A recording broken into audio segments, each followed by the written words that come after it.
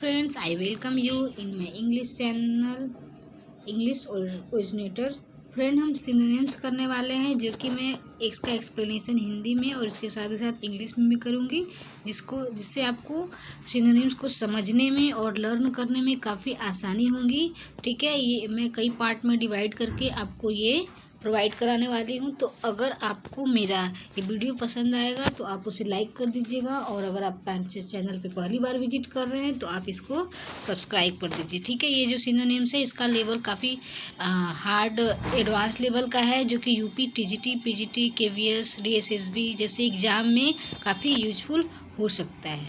ठीक है, तो देखते हैं आपका फर्स्ट क्वेश्चन आपके सामने। फर्स्ट सिनोनिम्स है Acme. Acme, ACMA। Acme means होता है परिपूर्णता। ठीक है, एक्मे मीन्स होता है परिपूर्णता।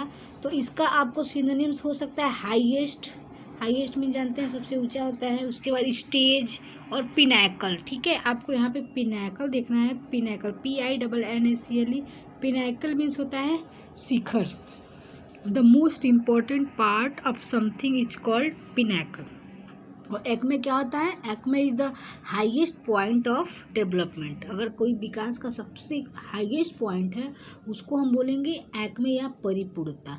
तो यहाँ पे एक्मे का सिनोनिम्स होगा highest, stage and pinnacle. Second आपके सामने है कर्टेल। कर्टेल मीन्स होता है संक्षिप्त करना, किसी चीज़ को छोटा करना। To make something shorter is called curtail. ठीक है, तो आपके पास इसका सिनोनिम दिया है शॉर्टेन। शॉर्टेन मीन्स जानते हैं छोटा करना होता है।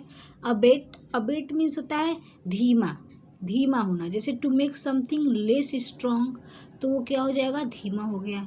फिर एंड रिड्यूस, रिड्यूस मीन्स होता है कम करना।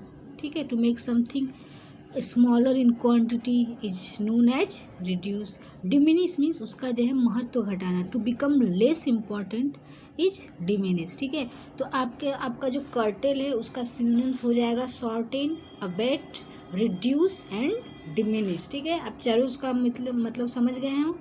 ठीक है, नेक्स्ट है डाइवर्सिटी। डाइवर्सिटी मीन्स होता है विविधता। To wide variety of something, to wide variety of something is called diversity.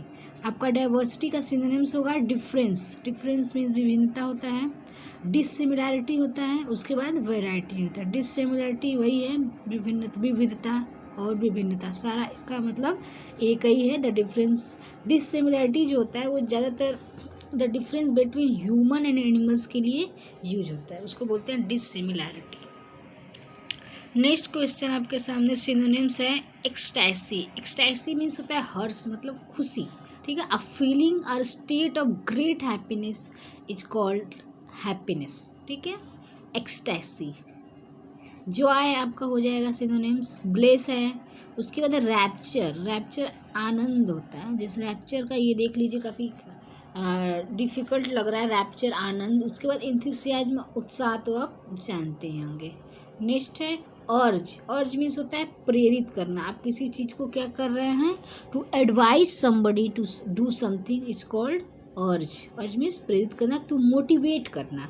तो यहाँ पर हो गया सॉलिसिट। सॉलिसिट है, ये सिनोनिम्स इसका होगा। सॉलिसिट मीन्स होता है समर्थन करना। ठीक है, to ask somebody for money, help और support is known as solicit. Solicit means समर्थन मांगना।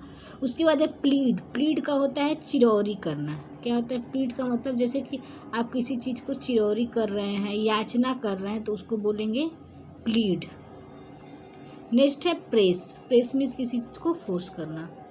ठीक है, अब आपके सामने एक है स्पॉन्टेनियस। स्पॉन्टेनियस मीन्स होता है आकस्मिक, कोई भी काम डन जैसे like do the work suddenly, कोई काम अचानक से हो जाता है, उसको बोलते हैं स्पॉन्टेनियस। तो इसका एक सडन तो होगा ही। उसके बाद इंस्टिंक्टिव। इंस्टिंक्टिव मीन्स होता है नैसर्गिक। जैसे कि आप हमारे मतलब कि कोई ऐसे डेंजर आ जाता है तो हम अचानक से क्या करते हैं? भागने लगते हैं। Run from danger is known as instinctive.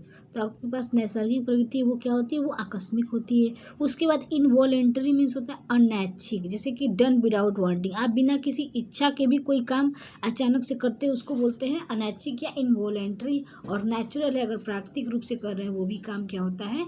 आकस्मिक होता है। नेक्स्ट है ह्यूमन। ठीक है, यहाँ पे ह्यूमन होगा ये जेड क्या है, कैंसिल है।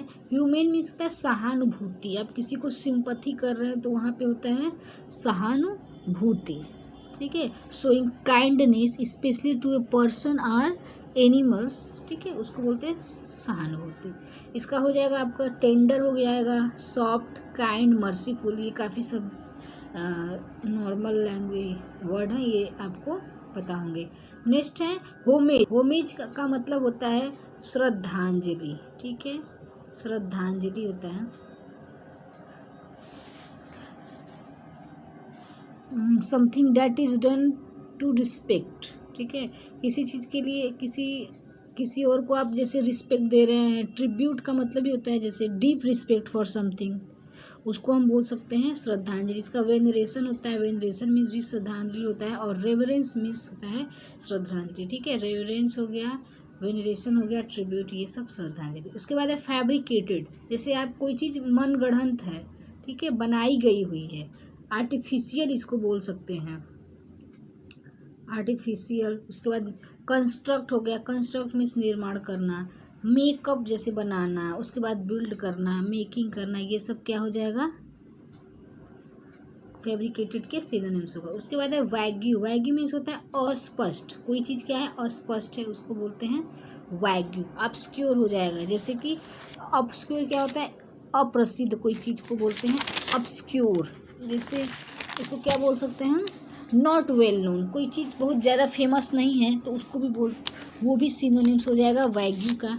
उसके साथ ही साथ इंडिस्टिंक्ट मतलब धुंधला, कोई चीज़ बहुत ही नॉट क्लियर, क्लियर आपको नहीं दिखाई दे रही है, बादल जैसे होते हैं, कभी कभी चांद दिखाई नहीं देता है, उसको बोलते हैं इंस्टिंक्ट मून, ठीक है, अनक्लियर। ये हो जाएगा आपका वैग्यू। वैग्यू का सिनोनिम्स ऑब्स्क्योर, इंडिस्टिंक्ट, अनक्लियर। तो आपको मेरा सेशन ये कैसा लगा, अगर आपको अच्छा लगा है तो प्लीज़ लाइक कर दीजिएगा, और नेक्स्ट सेशन में मिलते हैं बाकी सिनोनिम्स के साथ। Thank you for watching.